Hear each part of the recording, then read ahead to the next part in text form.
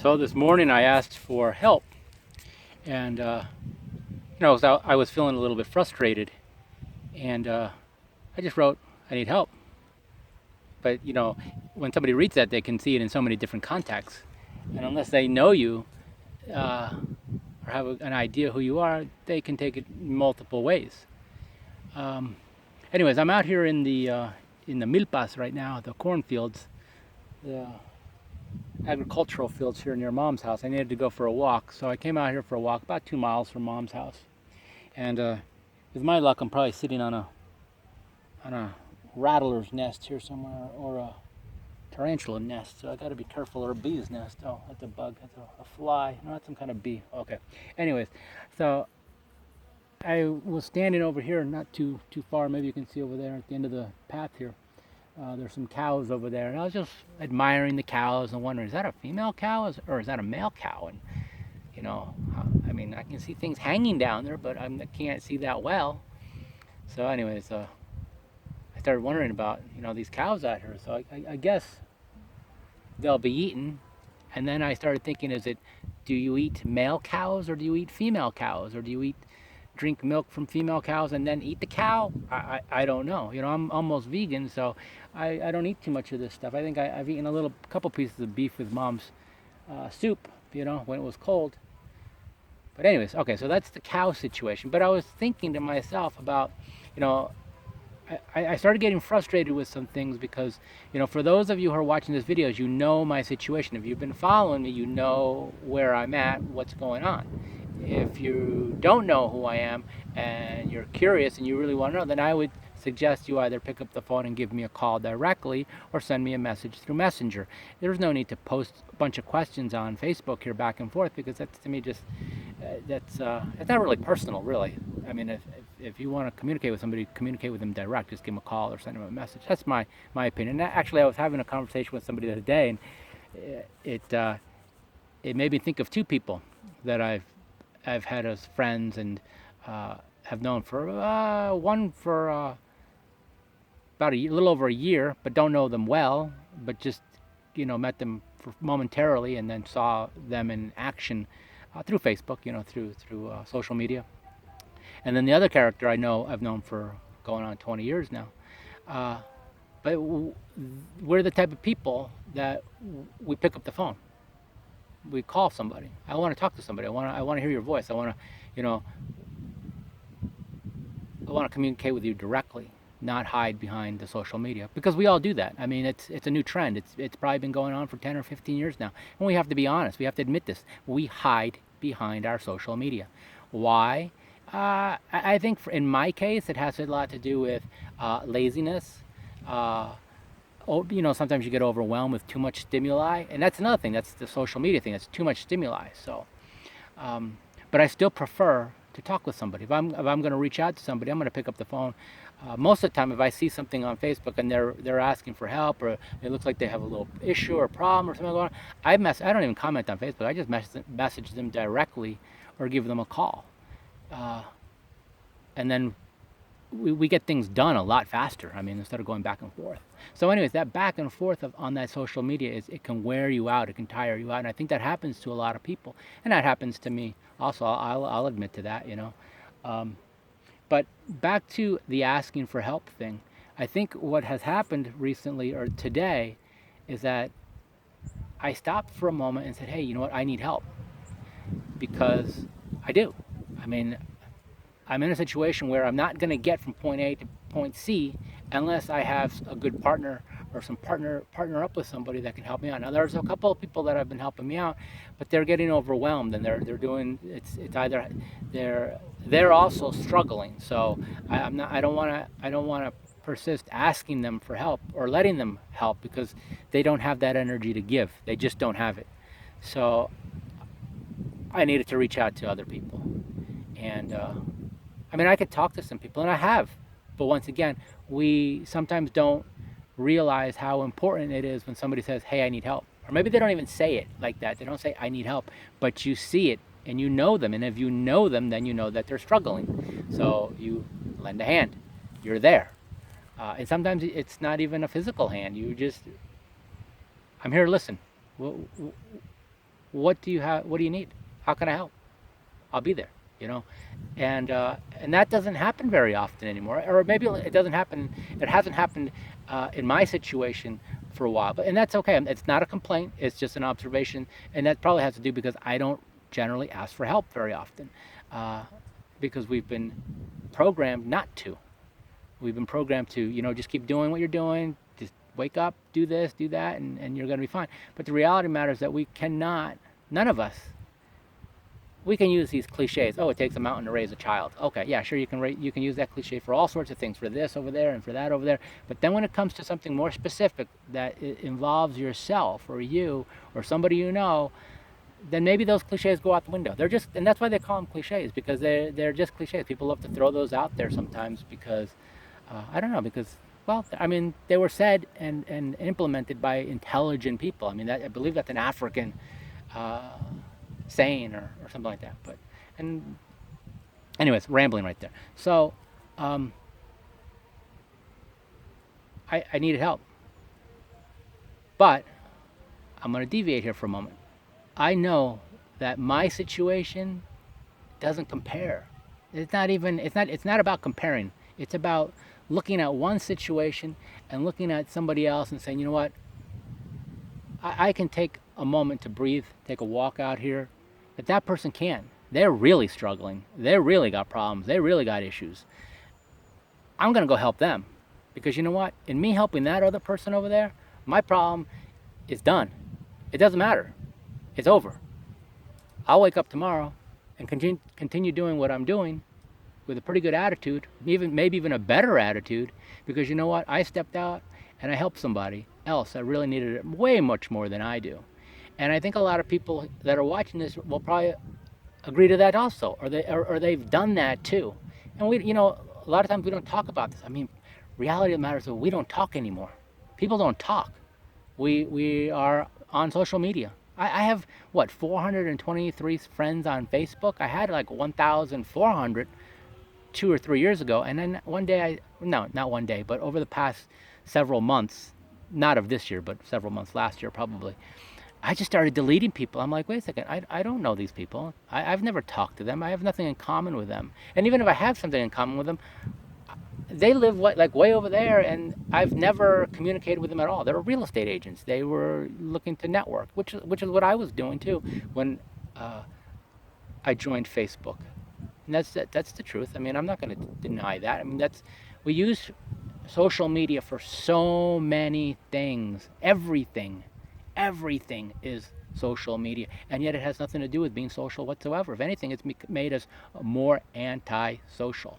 And that doesn't mean like I don't want to talk to people, I don't want to be around people. It just means that I can be without people. I can be without human interaction. I can be without people around me, and that may be true for some. I'm an introvert, and I like to be by myself. You can see I'm out here all by myself. I mean, I can hear the people in the rodeo about a mile away or so with their music playing, and I walk by and stuff like that. It's a private event, so I didn't like really explore that event too much, but I spend a lot of time by myself. But that doesn't mean that I don't like to talk to people, and I do, and I'm gonna go all over the board here because I need to let this all out. But what I really miss, I really miss having a really good conversation with somebody. And it can be a stranger, man. Do you know how many conversations we've had with strangers? Whether you meet them at the bus station, or you meet them out walking on a hiking trail, or you're boating, or you're kayaking, and you meet somebody with a similar interest, or you're fishing. I remember when I was a kid, I used to just talk to strangers fishing. And it might have only been for 5 minutes or 10 minutes, but it just made you feel good. It made you feel like, wow, man, I just had a really good conversation with this guy about fishing, and he just shared me some good tips. And, he was calm and peaceful, or she was calm and she was peaceful, or they were calm and peaceful, and they were happy. And I miss that. So, I miss, hanging out with folks, having a beer, with no agenda. We're not talking. We're not fighting about politics, and we're not fighting about the neighbors and their dogs barking and this and that. We're talking about, you know, the plants, the earth, the trees, you know, the good vegetables we just, you know, cooked up on the grill, or drinking some good, or you know what? Fuck all that shit. Listening to music and just getting into the music and just like listening to the music. Like, okay, I'm gonna really go really old school here and go really deep now. Okay, um, and there's a few people I wanted to mention about this. One of them is Jess Vasquez. Jess Vasquez, George, I know you're gonna listen to this eventually. Jess Vasquez is the guy that came out to New York with the big, massive arms when we were weightlifting back then. He went to El Rancho, and you met him, and you were like, you were sitting at the bar, and you're like, holy shit, look at the size of that motherfucker's arms. Okay, so Jess Vasquez. Jess Vasquez and I used to drink beer and hang out. Two guys, all right? Two guys in their young prime. Army guys. And what did we listen to? Sade. Sade, okay? Who is Sade? If anybody, and it could be Sade or however you want to pronounce it, okay, Sade. Beautiful voice. Oh my God. I still listen to her. She's one of my top vocalists. And every time I listen to her, I think about Jess, because Jess is the one that introduced me to him, or her. I remember he was playing her. I was listening to some other stuff, and Jess was listening to Sade, and who else was there? Was it Jeff? Was it Jeff Sargent? Or was it Brian Rodenspiel? I don't remember. I used to have pictures of us when we were drinking together in Jess's room. And I think about it all the time. It's like, we didn't talk about conflicting things. We talked about the music, the vibe, the feeling, you know? Okay, Jess, thank you. And I've been meaning to tell you that. And I was, you know, you reached out, man, and I love you for that, okay? And yeah, I'm so glad I got in touch with you again. But then there's another person. There's another person that turned me on to music, that I think about all the time when I listen to the music. And it's a friend of mine. It's a friend of mine from Rockford, Illinois. It's a woman. And she turned me on to this one song. That's it. And to me, when somebody sends you a song, it could be your lover, it could be your friend, it could be, you can post it on Facebook. When you're posting a song, or somebody posts a song and you see that, and especially if you're friends, like you know them, they're not only posting that song because they like that song, but they've gone into a moment. They've stepped back either 10 years, 20 years, 30 years, and that song has brought them back to that time and is now present. It could be a sad moment, and sad moments are okay. You know, it's okay to say, hey, you know what, I had a rough time back in 1994, you know, and these songs helped me a lot, and, you know, blah, blah, blah, and this and that. And now when I listen to that song, I feel a little melancholy, but I also think about that I'm here now, and I've gone somewhere. I'm in a different place, but I still love that song because it helped me. I related to it. It connected with me, and I remember the people that were around me at that time. And I have songs like that for everybody, like almost everybody. You know, I think of Joan. It was either Joan Baez, although I've listened to Joan Baez's version and it doesn't sound like her, so it was probably the Mamas and the Papas version of Bob Dylan's "Blowing in the Wind." And whenever I listened to that song, "Blowing in the Wind," that song was playing when I went fishing with my brother George, when he took me fishing to a friend of his mountain. They lived on a mountain, owned a mountain pretty much, side of a mountain. And a creek went through that, or came off that mountain, and we went fishing on that mountain, and we stepped out of that car, and that song was playing. And I always remember that song, and I always remember that moment, and I always remember that time and that period of my life. And that was a really good one because I loved fishing. I loved trout fishing. I always was curious about what the hell was up on those mountains, and I was spending time with my family, my brother and a friend of his who, you know, I was much younger, so I felt like, wow, you know, they're letting me in. You know, I felt accepted, so it was cool. "Blowing in the Wind," Bob Dylan. Listen to it. I listen to it all the time, and I always think about that moment. This doesn't have to do with music at this moment now, this next thing here, but another time that if you've noticed that I've made designs about the Ashokan Reservoir, we did that, or what did I write? We did that, or we did that also, or I did that too, or something like that. The Ashokan Reservoir, which I'm going to show you a mountain right here. That mountain right there looks like High Point Mountain, which comes out of the Ashokan Reservoir, rises up out of the Ashokan Reservoir. The reservoir is a beautiful body of water. It's my favorite place. God, if I die, or if I'm going to die, just take me to the fucking Ashokan Reservoir and put me on a boat, or throw me on a log so I can just feel that cold water. No, actually, you know what? Put me on a tube in the Esopus River, on the Esopus River, and I'll float down into the Ashokan Reservoir, and I'd be happy there. Because that's where I think my heart has been all my life. Okay, but anyways, so I have another brother, Miguel, and I'm sure that you'll probably be listening to this too. This is a long fucking video. But I remember a time that Miguel took me fishing. I had been bugging him to take me fishing to this place what we called the 1911. The reason we called this cove the 1911 was because there was a train bridge that went over the creek that entered that cove, that created that cove.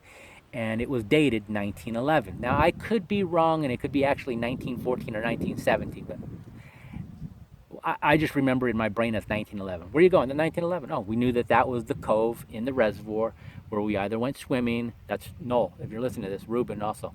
That's where we used to go and swing on the rope at that cove. It was down Longyear Road, Longyear Drive. I forget the name of the drive.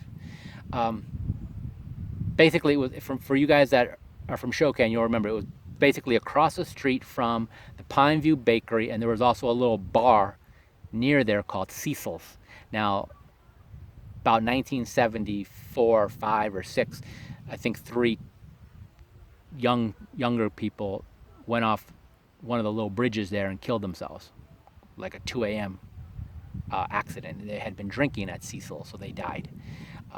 And Cecil's closed down. Cecil's was a bar actually right next to our high school. That's where it was at, right next to our high school. And that building remained unoccupied for decades, I think. And I don't know what it is now, but somebody will answer that question now, probably. If you're from Boyceville or you're back from that area right now. Or maybe they demolished it, I don't know. But my brother Miguel took me, I had been bugging him. I was probably about 13, 14, to take me fishing to this one spot. And the reason I asked him to take me was because I think he had a car. And I had been tired of walking and riding my bike. And not only that, I don't know, I just felt like I didn't want to always go fishing by myself. I wanted somebody to go fishing with me. And I think we attempted like twice and it didn't work out. And then the third time he went. And in my brain, I'm thinking of this girl named Billy. And he can correct me and he's going to be like, who the hell is Billy? Or he's going to be like, oh shit, why is he bringing Billy up? I don't care. I'm talking to myself out here in Mother Nature. And so Billy popped into my head. So we went fishing, and I didn't catch nothing, but I do remember going swimming. And if it was Billy asked me, can you swim across this cove? Now this cove was probably about, I'm going to say about I don't think it was as wide as 100 yards at the point where we were at, but it might have been 100 yards. Yeah, it could have been 100 yards. And I do believe I swam the majority of that, and then I swam back. And God, you don't even know how much, that's the best therapy is swimming. Man, if I could just go somewhere swimming, I would have no problems whatsoever. I would make swimming somehow my new life endeavor. I'd teach kids how to swim or whatever, I don't know, but I gotta come up with something with swimming. But there's no fucking water here. See that? No water here. So I'm not going swimming nowhere. I go do like the birds and the doves do, go into soil there and start tossing sand all over myself. That kind of swimming, dusting myself. But anyway, so I don't remember those things. And I say to myself, you know what? He didn't have to take me fishing. And he did. Why? Yeah, I think because my brother is a good brother. I think most of my siblings have pretty good hearts. They're pretty.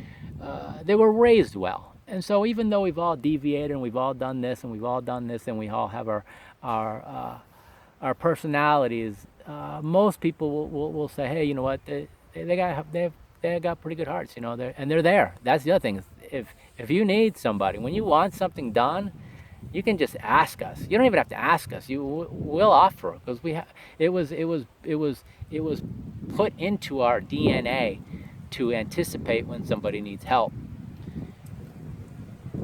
and to actually be helpful. You know, show up, do something. What can I do? Clean your yard, rake. You know, push your car. I mean, how many cars have we helped strangers in the middle of somewhere where you just see somebody need a hand, you say, hey, you know what, that guy needs to push that car across the road, or he's obviously got a dead battery, or he ran out of gas. I'm gonna go push his car. I mean, how many cars have we pushed here in the village, or back in New York, or Texas, or California, or wherever we've been at? And I got friends like that too that are very helpful. So, anyways, so going back to the I need help thing, yes, I do need help, but now that I've had time to reflect, and I've seen some other postings on Facebook, there are people out there that need a lot more help, and they don't need a push like a car pushed, or help, with a stuck lock, or something, or something moved around the yard or in the house. Like, they really need help, like stuff that's a lot more than that. And I see that, and that really concerns me, because a lot of times people aren't going to be there to helpful. Sometimes the best thing we can do is just listen. And we have some, especially men, we have that difficulty sometimes of just listening. Now, I've tried, and I think I would say that I've learned to be more patient and to listen more over the past, I would say, probably about 10 years now. But we can't fix everything, When somebody asks for help, you can't. I mean, do whatever you're going to do, because that's your personality. But what I'm saying is, we have to listen. As a medic, and as a guy from the army, not even that. I mean, I don't even think that was, I bring that up, but I think it was more the way I was raised, the people I was raised around, and how I filtered things as a youth, as a very young person, because that's when most of the that's when most of your character and your personality is created, when you're young. But getting back to fixing things, we have to listen. We can't just jump out and say, oh, you should be doing this, or you should be doing that, or no, you need to do this, or here, let me do this for you, or let me fix. No. You need help, but you know what? I'm going to let you continue doing what you're doing. My mom, I see my mom struggling with some things often, but she never asks for help. Rarely. Maybe once in a while. Mom, Richie, can you come up here and help me with the lid on this thing? It's stuck. Oh, yeah, sure, Mom. Oh, Mom, you loosened it up already. Yeah, thanks a lot. Okay, good. And she's happy. But most of the time she won't. I don't jump in there immediately, try to help her with something. No, let her figure it out. Let her figure it out, and let her, not struggle, but let her meet the challenge, because it's who she is. I mean, my mom's probably one of the baddest dogs I ever known, man. And fuck, I mean, she's gonna die 100 years old, and she'll still be kicking ass, So sometimes when people say they need help, you have to ask some questions, and listen. And it helps if you know the person too, it helps. There's people that are really good at that. Some people are really good listeners. I can't think of any at this very second, but I know I've met some really good listeners. I think some of the best listeners I've ever met are people that I've crossed paths with once or twice, and that's it. And why were they such good listeners at that time, at that moment? I don't know. And maybe they were struggling with something at a time, or maybe they had just surmounted a challenge and were at the right time, at the right place to lend an ear, or maybe it was the alcohol, who knows? But no, I haven't really drank since 2010 myself, so I'm not a drinker, and I never was a drinker, ever. That doesn't mean I didn't drink a lot. Oh shit, I drank a lot. Jess can attest to that. Jess and Dave and who else were my drinking buddies?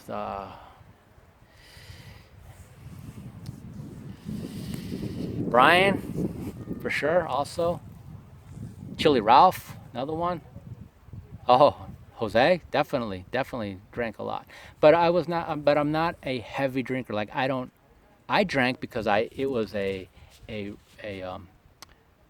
entertainment, cheap entertainment, and I don't need it anymore.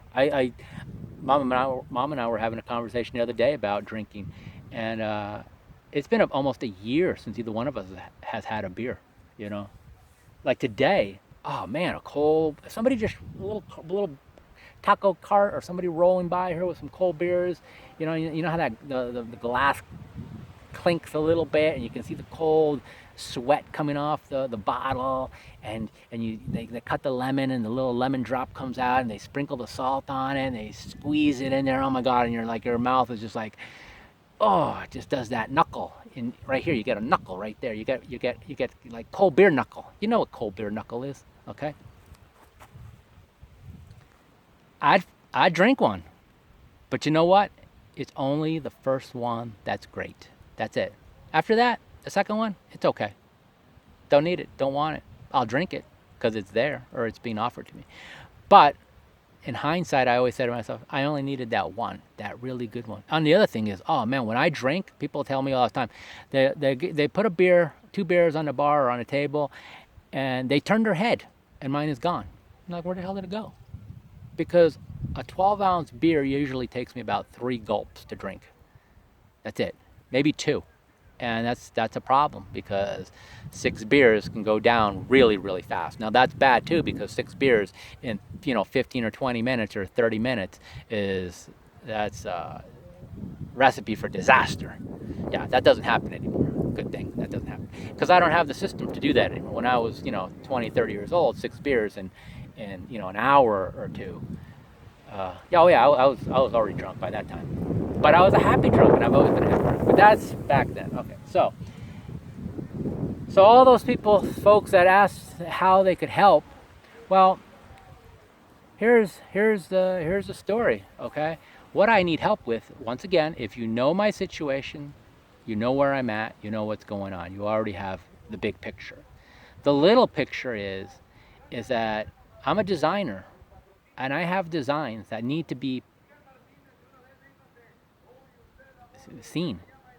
I need to connect with the right person or people that say, you know what? I know a small business that needs to have all new apparel for their new line of whatever. Let's say it's a sports team. Let's say they want to go into sports designs, or maybe they want to go into I wouldn't say scuba diving, but maybe I would go into scuba diving right now, snorkeling. But something that to do with nature, or something to do with automobiles. If you know a car garage, an automobile garages, like the new automobile garages that have the convenience stores attached to them. Look at the partnership that gasoline and convenience shops have made. They're all over the place.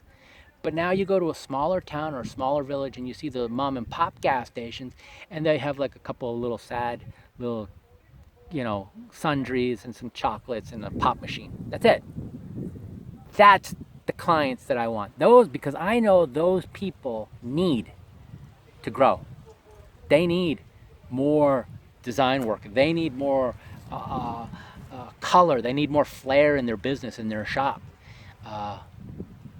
And a garage, especially an old style mechanic shop, is a prime place to have posters, t-shirts.